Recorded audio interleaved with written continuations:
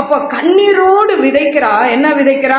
ஆண்டவரே, எனக்கு ஒரு ஆண் குழந்தைய கொடுத்தா நான் உயிரோடு இருக்கிற நாளளவும் அவனை உமக்கே கொடுத்துருவேன்னு ஒரு பொருத்தனை பண்றான். பாருங்க, இன்னைக்கு நம்ம வாழ்க்கையில கூட ஜெபம் செய்யாததை உபவாசம் செய்யும், உபவாசம் செய்யாததை பொருத்தனை செய்யும். ஹல்லேலூயா.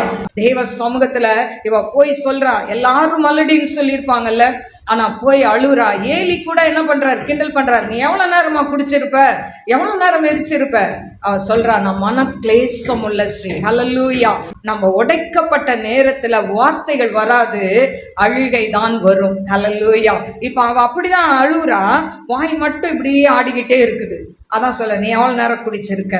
அப்போ அவர் சொல்றாரு, நீ என்ன பண்ணுவ? நீ ஆண்டவரை தேடி வந்ததுனால உனக்கு ஆசீர்வாதம் உண்டுன்றாரு. உடனே அவளுக்கு அதுக்கு சில நாட்கள் போய் அவளுக்கு ஒரு ஆண்டவர் கர்ப்பத்தின் கனியை கொடுக்கிறார், சாம்வேலை. ஹல்லேலூயா. இந்த சாம்வேலை சிறு வயதா இருக்கும் போதே அவன் என்ன பண்றா? கொண்டு ஆலயத்துல ஏலி கிட்ட விட்டுறா. ஏலிக்கு சொல்லாத ரகசியத்தை தேவன் யாருக்கு சொல்றாரு? சாமுவேலுக்கு சொல்றாரு. ஏன்?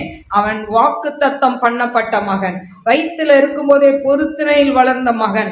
அதனால சின்ன வயசுலயே அவங்க அம்மா என்ன பண்ணிட்டாங்க? அவங்க அம்மாக்கு எவ்வளவு வேதனை இருக்கும்ல, பிள்ளையே இல்லாம பிள்ளைய பெற்று அதை ஆண்டவருக்கு கொடுத்துட்டா எவ்வளவு வேதனை.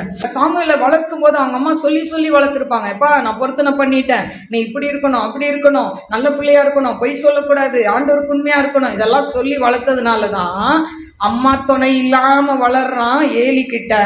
ஆனா அவன் எப்படி இருக்கிறான்? உண்மையா இருக்கிறான். அதனாலதான் ஆண்டவர் அவன்கிட்ட போய் பெரிய ரகசியத்தை சொல்றாரு. ஹல்லேலூயா. எனக்கு அருமையான தெய்வ பிள்ளைகளே, அப்போ அன்னாளுடைய கண்ணீருக்கு சாமுவேல் என்னும் பூவை கொடுத்தார். ஹல்லேலூயா. பாருங்க, குழந்தையே இல்ல, கொடுத்ததும் கொடுத்தாரு, ஒரு தீர்க்கதரிசியா கொடுத்துட்டாரு. ஹல்லேலூயா.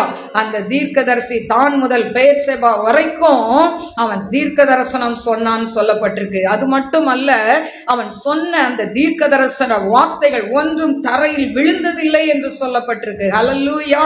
இன்னைக்கு அப்படி வைராக்கியமா உங்க பிள்ளைங்களை வளருங்க. 2 பிள்ளையோ 3 பிள்ளையோ ஆண்டவர்ட்ட சொல்லுங்க, என் பிள்ளை எது படிச்சாலும் ஆண்டவரே உங்க ஊழியத்தை செய்யணும்.